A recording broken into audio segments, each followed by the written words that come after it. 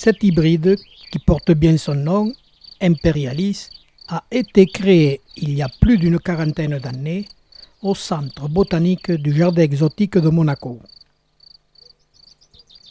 C'est un croisement issu entre un Echinopsis et un Trichocereus pacchianus.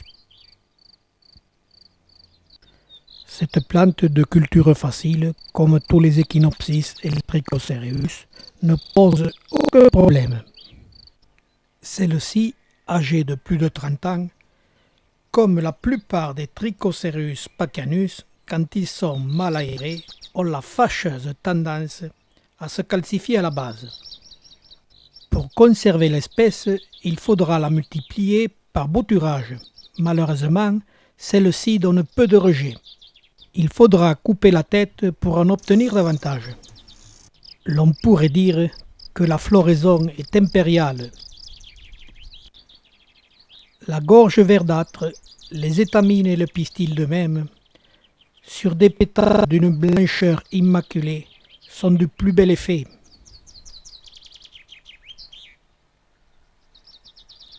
Comme tous les Echinopsis et les Trichocereus, la floraison dure plusieurs jours, s'il ne fait pas trop chaud.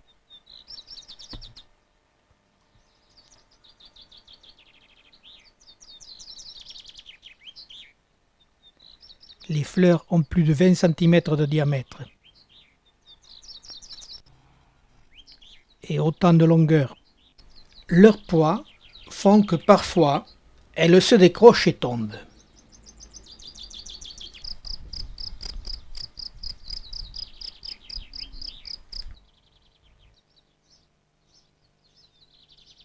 Le gros de la floraison se situe juin-juillet. Tout dépend de la situation. Elle peut refleurir en fin d'été, mais la floraison sera moins importante. En présence d'une telle beauté, étant un hybrideur né, ayant obtenu une multitude d'Echinopsis hybrides avec de merveilleuses couleurs, la tentation était trop forte. Un mariage entre mes Echinopsis hybrides et le Trichocereus imperialis, pour donner à cette fleur d'une blancheur immaculée un peu de teinte. Je décidai de le marier avec l'Echinopsis que nous avions baptisé il y a 4 ans du nom du sec. Cette plante aux couleurs variantes, parfois plus sombres d'une année sur l'autre, suivant les soins. Je prélevai des étamines. La floraison n'avait pas coïncidé. Il me fallait les conserver quelques jours. Puis ensuite, j'allais les déposer au moment voulu, à l'heure voulue, sur le pistil de notre Imperialis. Après de nombreux essais, j'obtenais enfin un fruit. Celui-ci s'ouvra et livra quelques graines aux fourmis. Mais il en restait suffisamment pour pouvoir contrôler mon expérience. Il y avait dans ce fruit environ une centaine de graines. Quand on les observait de près, l'on s'apercevait que celles-ci étaient de diverses grosseurs, ce qui donnait déjà la première indication sur une réussite de l'hybridation. Mais, comme la plupart des hybrides, le semis lève très mal et seules les plantules de couleur rougeâtre survivront. Le reste disparaîtra. Nous les retrouverons 1 an après. Il ne reste que quelques plantes. Celles-ci sont sauvées.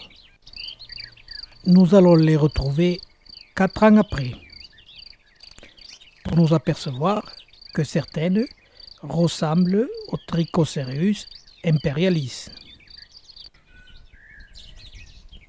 Quelques plantes sont, elles, bien différentes, mais il nous faudra attendre encore plusieurs années avant de voir le résultat.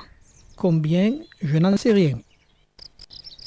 En attendant, j'ai pu obtenir un Trichocereus imperialis aurea. Ces plantes sans chlorophylle sont parfois difficiles à maintenir en vie. Celle-ci a certaines parties vertes avec de la chlorophylle, ce qui rendra ses soins plus faciles. Comme je n'avais qu'un seul sujet, je me suis attaché à la multiplier, en lui coupant la tête, que je regreffais immédiatement. Certains rejets sont apparus avec chlorophylle, d'autres moitié-moitié. Le sommet de notre plante fut regreffé et recolla immédiatement, ainsi que d'autres greffons. Le greffage est facile sur Myrtillocactus geometrisens, Trichocereus paccianus. Dans la nature, ces incidents arrivent. Si la plante est totalement sans chlorophylle, elle ne peut pas survivre sans l'intervention de l'homme. Cet hybride, Trichocereus imperialis, est d'une grande beauté.